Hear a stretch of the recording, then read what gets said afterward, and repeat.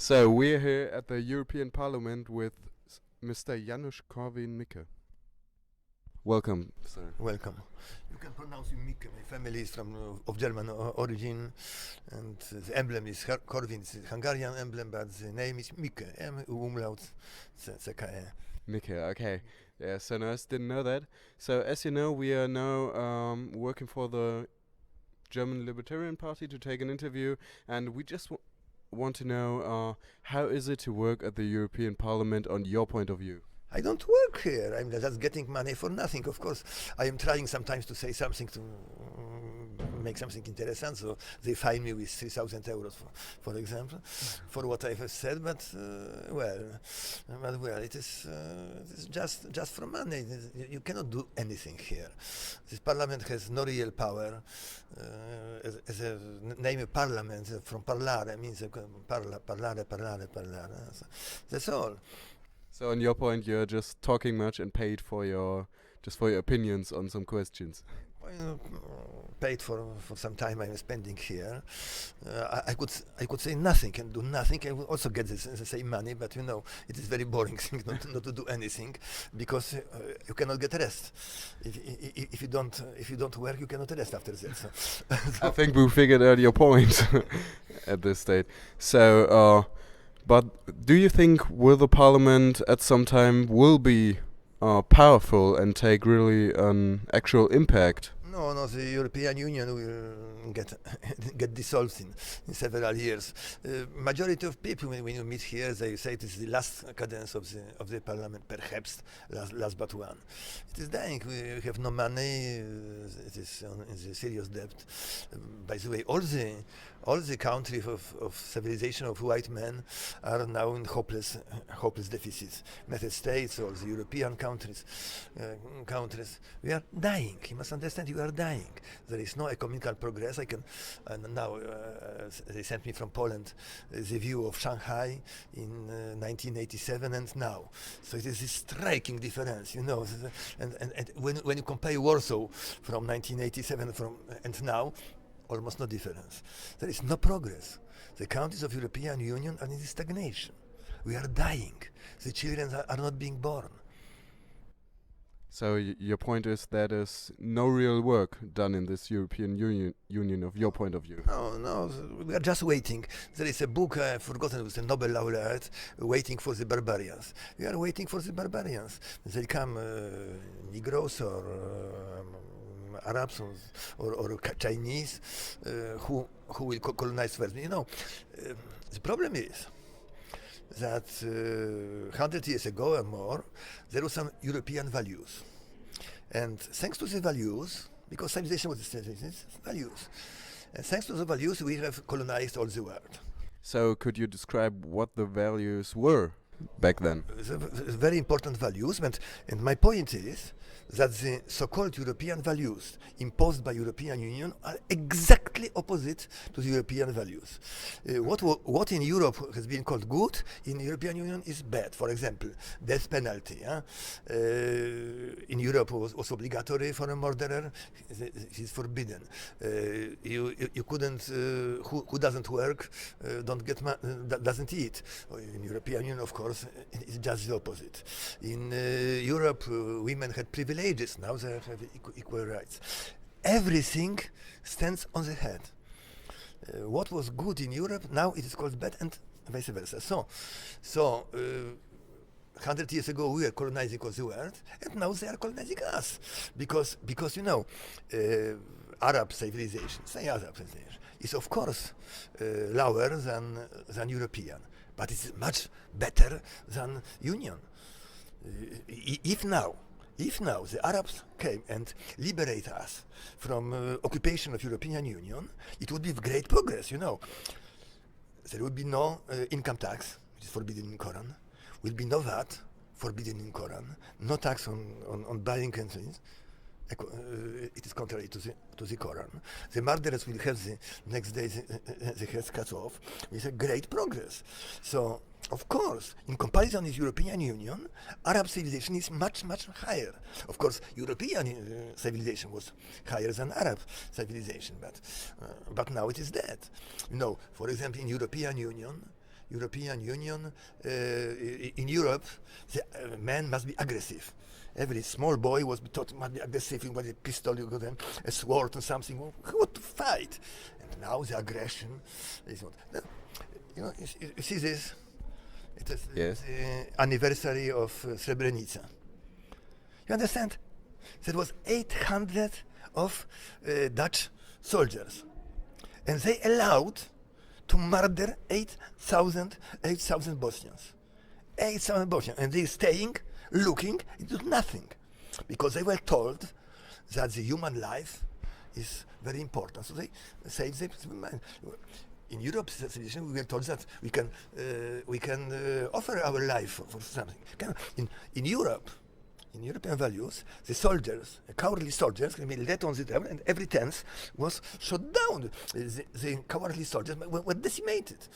But you know, the Dutch soldiers had got on the December 206, they got medals of honor from Queen Beatrix. You understand? Those soldiers were to protect this 8,000 Bosnians. It is incredible. So I think what you're really pointing out is the progress of degeneration, our word. Of course, we are already degenerated, and it is a question of 3 years, 5 years, when we the first emirate in Provence or somewhere, because they don't need majority. They just stop. They know everything. Everybody will listen to them. Okay, I really think we've figured out the point of view. But I want to go deeper in what kind of things does the European, especially the European Union does, that is a pro to the degeneration. And please, if you separate the national states and the European Union at this point. There are two different processes. One is natural. It is the degeneration because we are too rich. So it is natural degeneration. But there is another process which you Germans should understand. You know, let's return 30 years ago or 40 years ago. There was a Rote Armee Fraktion in Germany. I know of that. But you know, there was Brigate Rosse in Italy. They were fighting to so much capitalism, so build the socialism, build the communism, and so on. Everyone has been catched, put to the jail. And then there was a man called Rudi Dutschke. You can find him in Wikipedia. And Rudi Dutschke, he is late for 5 years, I think. And Rudi Dutschke has said, stop this childish game. Stop this childish game. Must be serious. Instead of fighting the oppressive state, inscribe as the officials of the state. Don't fight with capitalist European Union. Enter the European Union.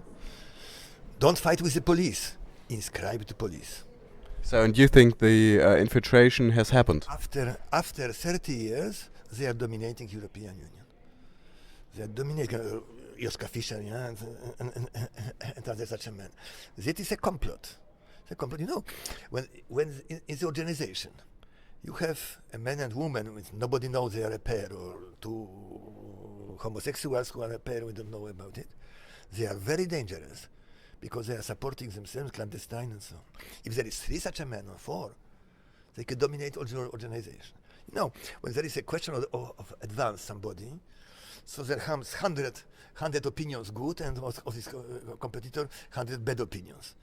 And they are slowly dominated. Look at the previous commission. Barroso, a Maoist, yeah? Mr. who was then Van Rompuy, a communist family.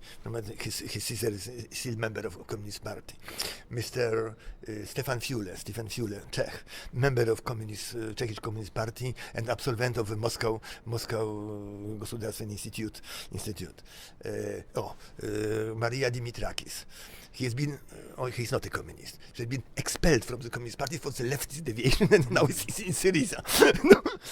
So I see what you're pointing out is that the socialism or communism has taken over the European Union under another flag. Yes, and they are, you know, so every country they are picking somebody who is, for example, from Poland, Danuta Hübner, the daughter of communist who murdered Polish. You know, from Wikipedia, the information on her father has been deleted. Yeah, deleted. From Lithuania, Dalia Grybauskaite, also a communist. So how do you think all these people get benefited? How does it come? Well, they just taken their compatriots, not compatriots, ideologues from every country, they strengthen their position inside this European Union. So there are two processes, one natural and another one, it is like a tree. When the tree is being spoiled, I have forgotten the proper word. No, not cut off. When she is getting bad, getting sick. Okay. I'm sorry, I can't especially figure. Sick, and there are some parasites who go on this plant. There are two processes. One, the tree is sick, and another are parasites who help to. So it is exactly the same situation. We are sick, and those parasites are helping us today. We shall die. Okay, I think we really figured out the point of view. There, I want to change the topic to another. I would point out your opinion on Greece and how it's related to the European Union. Where do you see the problem, and how you think maybe this problem can be solved? I got a speech in Parliament about Greece, but the choice is very simple. Either we give to the Greeks as much euro as they want, or they change to drachma and they print themselves as much drachmas as they want, because it is very simple. Okay, so, and what's your preferred solution? Find a golden general like Pinochet. It is the only chance for Greece. Yeah, okay. Because you cannot do it by democracy. In democracy, the stupid one is much more numerous than the rational one. How many libertarians is in Germany? I think very few. Very few, but majority is stupid. They believe in the statists, they believe in all those halobalo, and you cannot do anything democratic way. General Pinochet has done an overturn. He introduced normal economy. In 2 years, Chile will become the richest country in South America. And after that, he made a referendum and he got majority. But after that, because nobody would let him to do what he had done, to introduce a free market in Chile with all those Indians in the and so on. Who believe in free market, but believe me, a very simpleton can live in a free market country. You only need to know two things: how to buy cheaply and how to sell on the good price. You must not know anything more to live. But isn't there a non-aggression principle on the libertarians? I am very aggressive.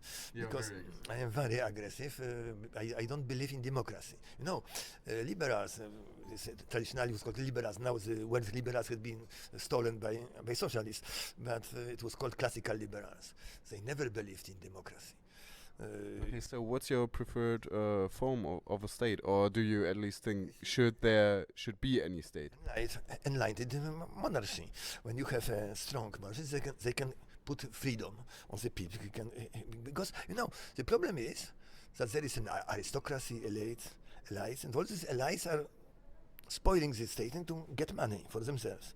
And king must take care that they don't cheat all the rest, because elites are very good. But feudalism was a very good system until, because how it was, there was a very good feud from who pays from somebody who is very good system. And every peasant could come to the landlord and say, okay, I give you for 20 years, you don't pay taxes. And if the peasant was not content, he could, there was one day in the year, he would quit the.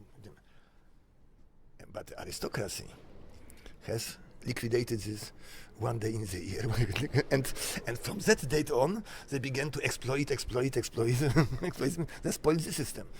The monarchs wouldn't let them do this. It must be a strong monarchy, not aristocracy. Okay, I think we have that's a good good point for our next topic, the money system. You have 50 monarchies, so there is a process of national selection among them. So I see you preferred a system with the monarchy, but I want to refer to another topic, to the money system. How do you think? I believe in private money is much better. It's a much better system because, the state is usually spoiling the money. It is not only now with paper money, but in ancient Rome, there was only one promille of silver in the first silver as the money in Rome. Yes, the inflation on money. Inflation. They are giving more and more. So it is typical. So the state should not be allowed to print money because they always will cheat. There was a very interesting example of money in Zanzibar. Instead, he was not joined with Tanganyika. There was now it's Tanzania, but it was Zanzibar and Tanganyika. And in the Zanzibar, they began to print money. What was the use of this money? The people had taken this money only to pay taxes to the government. So it's very. Among themselves, they use other money. So it's very simple at this point. So your points are very libertarian, and I really appreciate that. But how you gonna refer it here to the Congress? So, and how do you work with it every day, and how you want to take an impact on the Congress in your daily work? The Congress? Yeah, this Parliament. I'm sorry, the Parliament. No. I am just 90% of the people doesn't understand what I am saying. When I told that everybody should be allowed to buy any medicine he wants in apothec or anywhere, so they look at me as an idiot. What? That everyone should be allowed to buy anything he wants? It's just incredible. So they don't understand anything. There's some kind of point of education missing, I think, there. Yes, they are being told because it's a compulsory state education, and that's where they are told. Mr. Friedman had lately was my guest in Poland, Mr. Friedman, and he said that of course the people are socialists because they're educated in state school. Yeah, I think that's a good point to talk about your vision. How would you start to transform this our socialization? It is not very difficult because capitalism is a very natural system. You must use a very, very deliberate propaganda to cheat people that capitalism is bad. Everyone wants to have money. And, if you just stop to influence them with socialist ideas, it will return to the normality in 2-3 years. But you must do it in a rapid system, because slowly you cannot do anything. Because it is just imagine you have a gum, a balloon or something like that, a gum, and say the good is to the down and bad is and you have a ball. You put a ball on the surface, and it goes there. And there is a better situation, but to change from this situation to the another, you must pass through the mountain where there is bed. It must be done at once, because if you do it slowly, then you will return to your previous position. So it must be radical. If you want to cut the tail of a cat, so you shouldn't do it in plasters. You should do it at once. So you're a monarchist and a radicalist. I think that's one reason you're still factionless in this parliament.